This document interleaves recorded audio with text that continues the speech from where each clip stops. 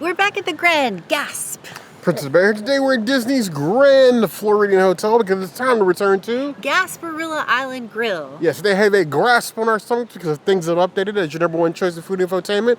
We're here to try all the food so you don't have to because remember, she's vegan. I'm not. No, she does not have a room here. It's time to foodie and chill. Just another wonderful afternoon at the Grand Floridian Resort in this beautiful white building, currently under partial refurb. All fresh paint, it's all nice and pretty. Even the sand is nice and combed. It just needs something. Food. I think we need food. Which is, why we do these. We like food.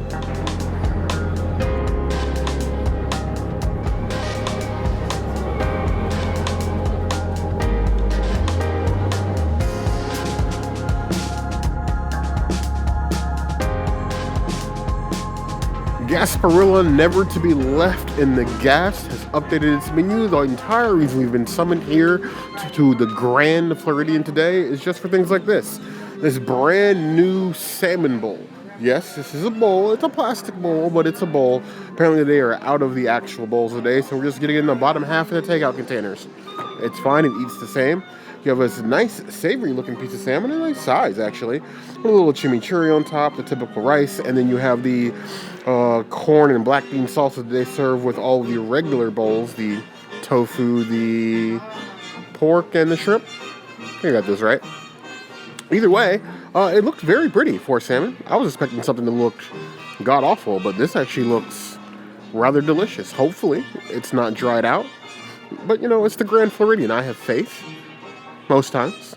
This isn't Grand Floridian Cafe, after all. It's tasty enough that I think that Nemo's Tank Gang would gang up on me for eating it. It's moist. It's well seasoned. I thought it was just going to be a color and that it was going to be horribly dry and they would be using the sauce to make up for the lack of moisture, but that is not the case.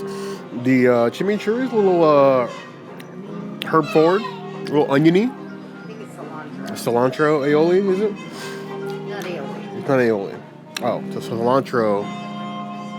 Just a chimichurri or just cilantro? I think it's a cilantro sauce. It tastes cilantro forward. Not soapy for some of you. For me, it's just really, really pungent. Strong, but not in a bad way. I think it complements the salmon very well. I think the salmon on its own is worthy of a 3.75 out of 5 claws. Quick service salmon is always a mixed bag. You never know what you're going to get. And it's usually not good. So I'm surprised. This is what I would say is above average.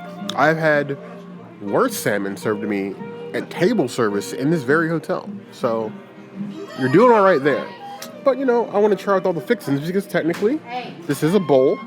If, I was me, I would probably shred all this stuff up and then just mix it all together so you have like a true salmon and rice bowl. But for aesthetic pieces, I'm leaving it all separate. A little bit of the rye. There you go. Oh, so we did clarify that the sauce is a cilantro-lime sauce. That makes a lot more sense with the flavor being so pungent. Lime has this way of enhancing other flavors, so that's where it's probably why it's so pungent. I would actually do with a little bit more of that on the side to sort of like mix in everything, because honestly, I think this is one of the better bowls that we've had. The shrimp bowl and like the pork bowls they've had in the past are of varying quality. It's like, here's a ice cream scoop of salsa, here's your average to below average rice, and then a protein, which in most cases just been kind of meh. This one is actually, I think, the top of the trash heap. I'd be willing to give this entire thing a 3.75 out of 5 claws. It is not going to win any foodie awards, but I would not walk away from this meal feeling like I missed out on anything.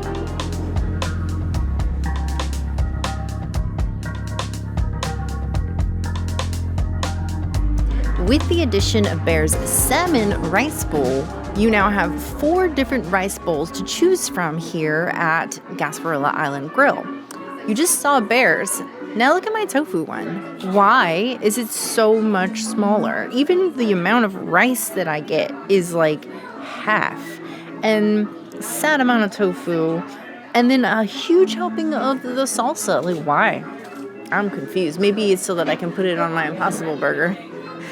So let me, actually I guess I'm going to try the tofu on its own. I'll grab 2 pieces. There's not a lot. By the time Bear and I finish this review, this bowl will be empty with tofu. I think they just cooked the tofu, and then everything that's supposed to carry it is the cilantro-lime sauce. It's very blah.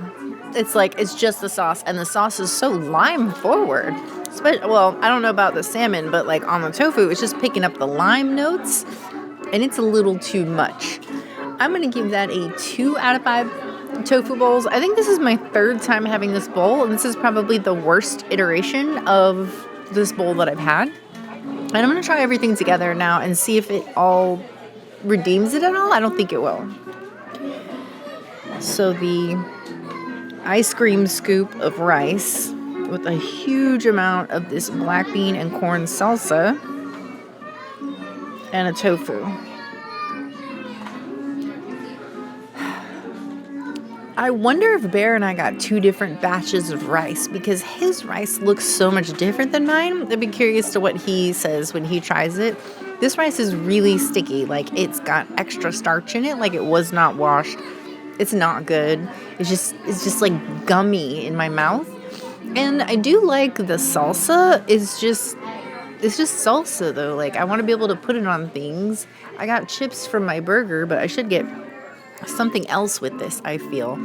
There is a create your own salad, and if I had to choose between this and the create your own salad, I'd pick the salad, and then maybe I would just throw the tofu on top of the salad.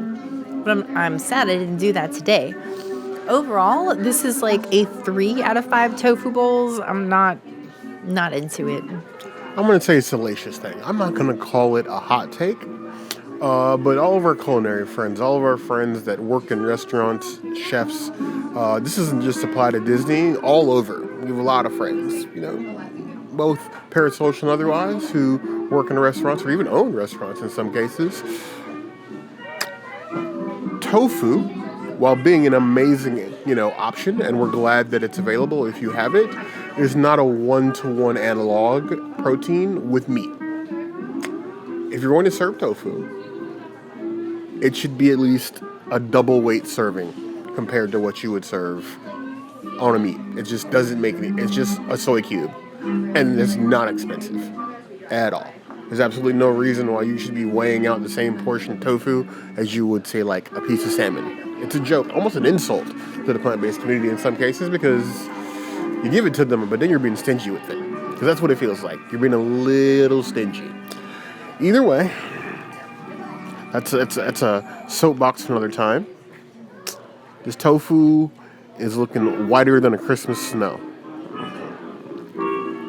The unevenness of that lime cilantro sauce gives me the vibe that they're not mixing that before they dump it on whatever it's coming out of because it is amazingly inconsistent. So tofu is literally just warmed cube tofu. It's not even really seared. Cooked, more like warmed. Not exactly a vibe. It's sustenance, but it's akin to like prison bread and water. That's 2.5 out of 5 claws. Trying it with the fixins because the fixins are everything. You want an all-in. I'm going to go ahead and take this plain-looking tofu over here. Get a little bit of the lime cilantro, not too much because it is powerful. And a little bit of rice, a little bit of salsa. There we go. I definitely feel as if me and the princess got 2 different batches of rice. My rice is probably like new-ish rice, or maybe I got like the bottom of like the old rice and she got the brand new rice that wasn't washed well. Either way, it tastes like 2 different batches. The corn salsa with the black beans tastes exactly the same. I believe I've said it about these bowls before. While a great option, and I'm glad they exist, even true to like the salmon one that I had, is it feels less like a cohesive bowl and more like 3 things in a plate. You have your protein, you have your salsa, and you have your rice, and it's just 3 things in a bowl. I've said the same thing about Contempo Cafe at the Contemporary. It just lacks identity. Like, here's some food, go away, don't bother us. I would say don't bother. 3 out of 5 claws.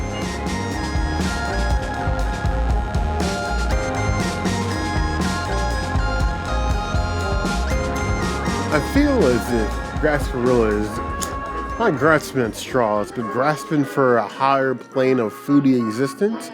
But some of the things they've been coming out with lately, they're trying to expand beyond their typical, slightly higher than grab and go fare. We have this brand new breaded chicken, but not just breaded chicken, cornflake breaded chicken. With an onion gravy, and you have a nice pieces of onion in here, on top of some mashed potatoes and Haricot Vert, which is the fancy Grand Floridian way of saying green beans. Don't be delusional. Green beans and green beans. The chicken, however, looks interesting. It looks as craggy as an aggro crag and like terrain that Florida has never seen. But I am going to climb this foodie mountain and hopefully come out on top. That cut, not confidence inspiring. But you know what? This breading, I'm expecting crunch, I'm expecting flavor. It's definitely a cut, that's for sure. Yeah. Gimme. Okay, a little bit of gravy on it. You know, I was expecting a more decisive crunch biting into that, but honestly, it tastes exactly like the description says. It's breaded chicken that has some cornflakes in it. When you bite in the cornflakes, it is partially crunchy, but at the same time, it's also like half soggy cereal on top of chicken. Now, the soggy part is gravy, so it's not like there's not a reason for it to be soggy. I was just expecting a more diverse crunch. Now, they did offer, when I ordered this, to put the gravy on the side. Maybe that was one of those questions, like, you should do the gravy on the side? Either way, chicken on its own, 3.25 out of 5 claws. Not as confidence-inspiring as the name would say. Now, going for the sides, of course, you know, chicken, mashed potatoes, all even.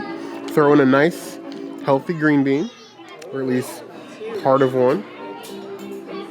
You know, if I want to grow up to be big and strong, I also need my veggies. I'm going to try with the chicken. Because, you know, maybe it's just like, we're in this together type of thing. Yeah. No, that's a mountaintop. Fried chicken, breaded chicken is a very personal choice. Just don't come in expecting Popeye's Crunch. Don't come in expecting KFC's. Expect something a lot lower on the totem pole quality-wise, like, I don't know, Bojangles or Raising Cane's. That level of chicken disappointment. This is my great breaded hope. I don't feel hopeful after eating that. It's okay. Like, it's not offensive. I wouldn't throw it away. You bite into like a breaded / fried chicken, you expect a crunch of joy. That was a crunch of sadness. Give that 3.5 out of 5 claws. Edible, better than average, but still sad. The potatoes, they're creamy. They're mashed potatoes, a little buttery. Nothing to write home about. They don't really add anything. They don't really take anything away either. They're a decent side for the chicken.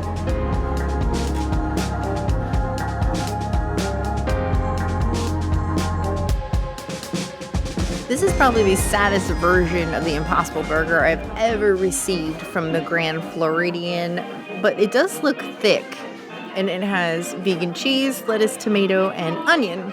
Now, I did have my choice between fries and chips. I decided to get chips because I want to throw some in here. They don't give you any sauce, and of course I can get some sauce, but why not just get my crunch from the chips and call it a day? Yeah. I know it's usually like a sandwich routine, but why not make it a burger thing too? Okay. Cheers. Despite me watching them cook this and just run it through the conveyor belt oven twice and then a third time with the cheese, I was a little horrified and expected this to be much worse, but it's actually extremely flavorful. So I'm not going to knock it. I did order it because I knew that the tofu bowl was not going to be enough food. The last couple times I got it, it was just never enough. So I always get 2 things. And I don't know if I'm going to be able to finish this burger. It's so hearty. I'm going to give it a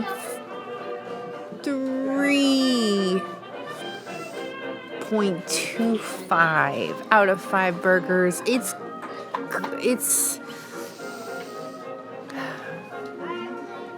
an Impossible Burger. It's probably like the bare minimum Impossible Burger. And at this juncture, I'd rather have the one at Contempo Cafe than the one here. And it didn't used to be that way, but now it is most definitely that way. Especially since I can't get that amazing crunch here that I can get at Steakhouse 71.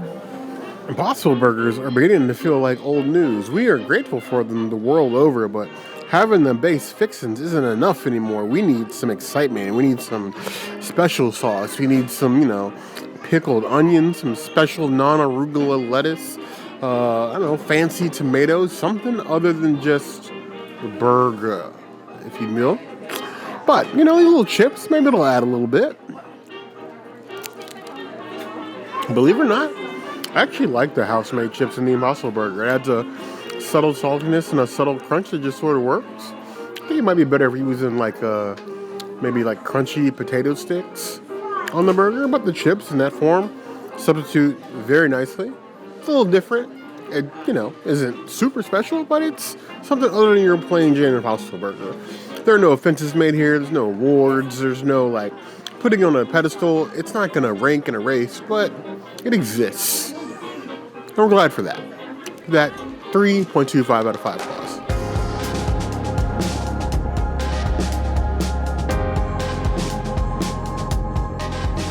This is one of many reasons for you to go to 1900 Park Fair for breakfast. But if you don't want to go for breakfast, you can come here and get these giant versions at Gasparilla. Now, the best bakery at Walt Disney World is Grand Floridian. Do not think that it is any other place. I'm taking most of this home with me, so I'm using a knife and fork. And also it is large and in charge. So you can see you got some chocolate. You got some little frosting chocolate over here. Brookie action. I love this thing. For people who like to eat batter, I'm guilty. I'm a brownie batter person. I love me some brownie batter. This is definitely dessert for you. It's very rich. It's very beautiful. I have no notes. It's just perfection. The chocolate is great. The moisture, it's a little bit on the dry side, but it's still really good. It's not so dry that I need liquid with it or something. It's good as it is. It is a 4 out of 5 desserts. It will leave you full because it's just so huge and rich. And here I thought I was the princess's chocolate muffin. Instead, she needed one from the greatest bakery in Walt Disney World. And I sort of understand. Chocolatey, muffiny goodness. Perfect cap for a Gasparilla meal. Take a little bit. Not a lot of bit. Innards. Look at that topping. There we go. That is very secure in its muffinness.